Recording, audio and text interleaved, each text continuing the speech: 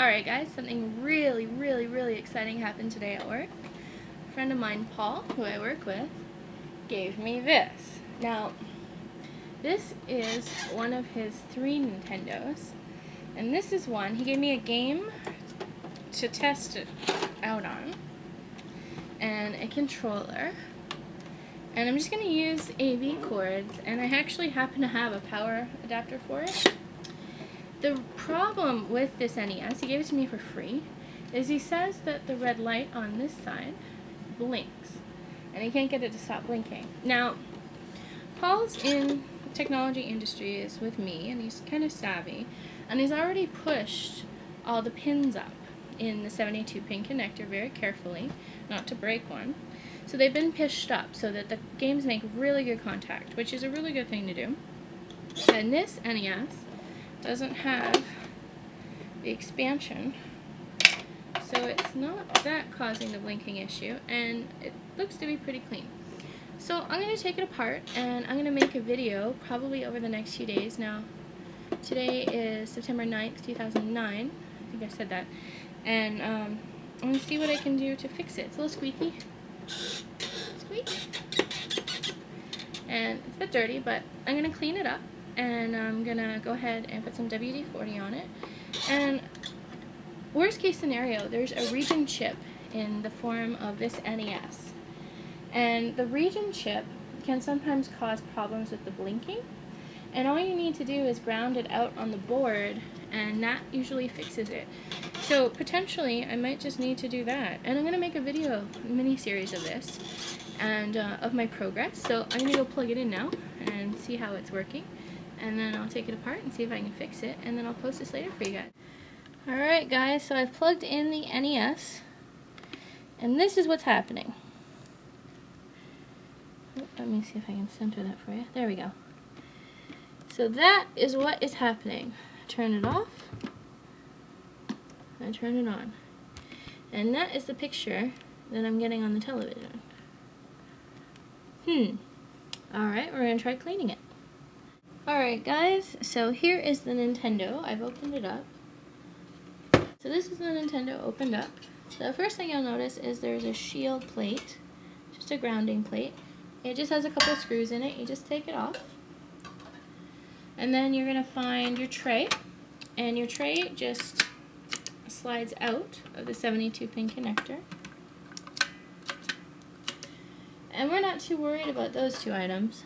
This here is attached to the board, and this is your 72-pin connector. It connects to your game and the board. The game connects up here, and Paul let me know that he went ahead and pushed all the pins in, so that's been done. He was very gentle about it. And this part is the part that connects to the board. This is the part I want to make sure is really clean, so I'm going to clean that. And then most importantly is this part here. Now this is actually pretty dirty and scraped up. You can see a fingerprint there and some scratching there. So I'm going to start with just taking a white eraser to clean this. And it's the best thing to do before you start using steel wool or sandpaper, to see how clean you can get it with just an eraser, because it doesn't do much damage to the contact points, and it gets a lot of that grime off.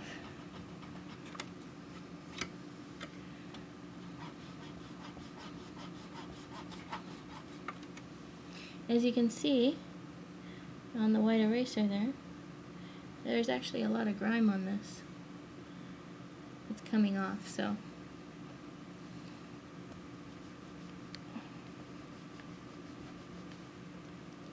Alright, so we have a completely clean eraser, and I'm just going to rub it over here a couple times. And, yeah, it's pretty filthy. So I'm just going to go ahead and erase this. I find this is probably the most gentle way. It takes a little longer. Just a couple swipes with sandpaper would do it, and we may have to do that too. But this will usually clear most blinking light problems, because a lot of times it's just due to dirt and grime, and that is pretty grimy. So, I'm going to continue to do this, and then I'll come back and show you how to clean the connector itself.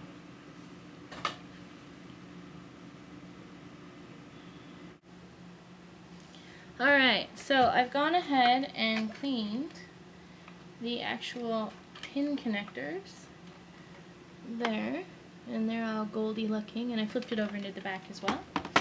Now I'm actually going to clean the 72 pin connector. Now I happen to have one of these, which is a Super Nintendo cleaner, but the most important thing about it is it comes with this nice little card thing.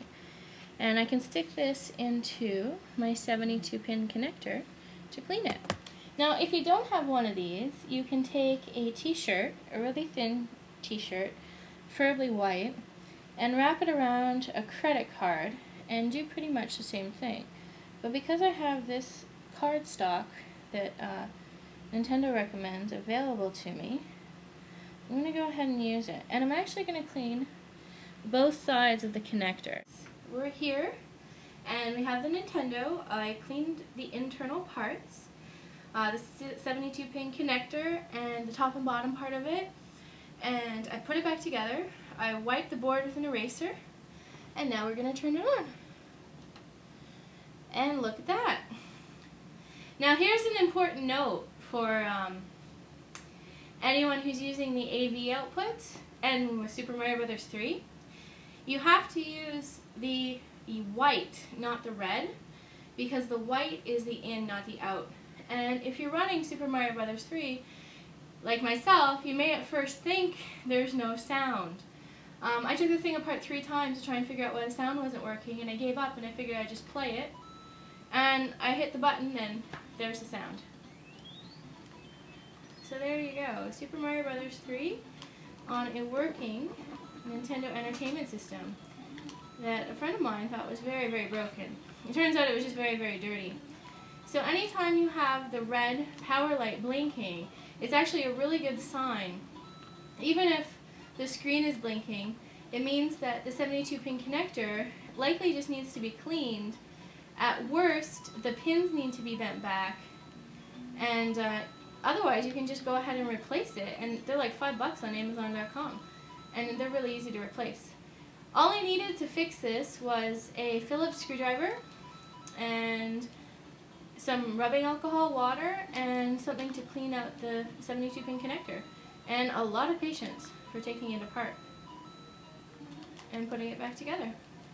Alright guys, I hope you enjoyed this repair video, and thanks for watching.